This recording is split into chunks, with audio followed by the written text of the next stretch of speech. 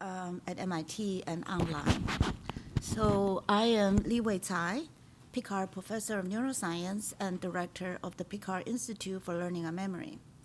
On this National Children's Mental Health Awareness Day, I'm very pleased to welcome you to Environmental and Social Determinants of Child Mental Health, the biennial spring symposium of the Picower Institute in partnership with the JPB Foundation. This symposium, which we have now been convening for more than a decade, is tremendously important to us when we come together to examine the effects of early life stress, toxic environmental exposures, and systemic social inequalities on the mental health of children and the adults they become. It is clear that science, especially neuroscience, has a crucial role to play, not only in promoting health, but also in addressing injustice. Whenever childhood experiences undermine mental health, making most every aspect of life so much harder, that is injustice. But when scientists apply their talents and expertise to preventing and reversing those harms, that reduces injustice. Scientists can produce the evidence needed for policy change. Scientists can discover ways to promote resilience and treat mental health problems. Today, you will hear many talks by wonderful people who are using the power of research to protect and to heal. I'm very proud that two members of my lab are among the speakers today.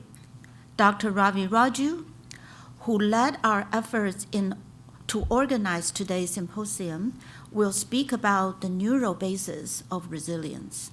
Later on, graduate student Juan Santoyo will discuss how an impoverishment of resources disrupts neural circuits.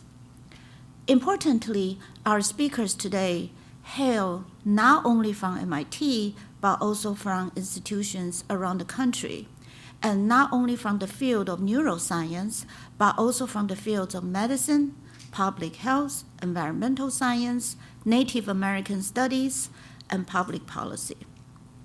Our keynote speaker, Cecil Richards, is a luminary known nationwide for her work to ensure reproductive rights, which is crucial to the well-being of women and their families, which means all of us.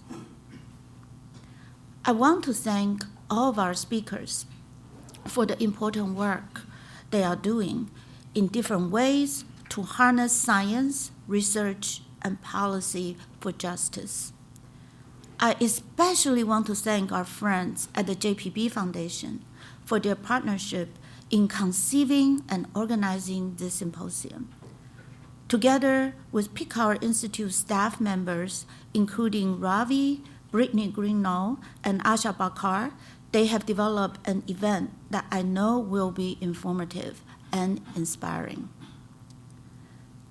And now it is a tremendous pleasure to welcome to the program Barbara Picower, the president of the JPB Foundation. As I said last year, when we celebrated the 20th anniversary since we became the Picower Institute, you are the wind in our sails, and you make our best science possible. And today, we focus on how important science can be as a force for good in a sometimes difficult world. Barbara joins us online today from New York. Welcome, Barbara. Thank you. Well,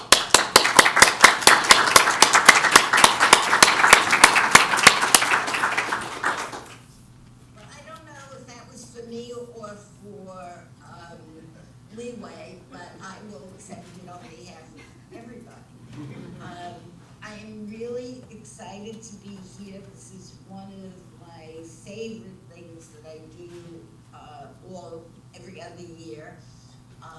It's one of the first times that unfortunately I am not here with you, but I will be listening all day, and I'm very, very excited. And I am going to just make it easy on everybody and thank everybody, first of all, for coming, and everybody that is speaking and presenting today.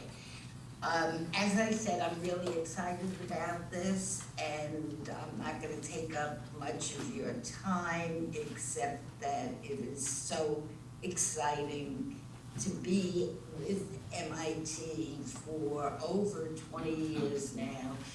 And we have a great docket, and this is really the first time that JPB has fully participated, thank you, Wally, and everybody else, in planning and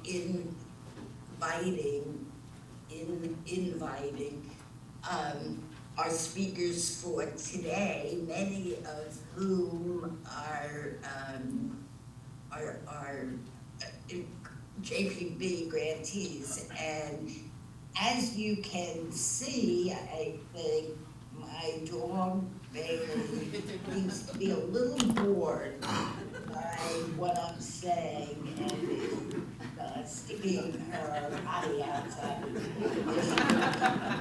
So if I bored Bailey, I don't want to take the chance of boring you guys. So welcome, and I'm sure we will all really, really love to listen to the speakers today. Thank you very much.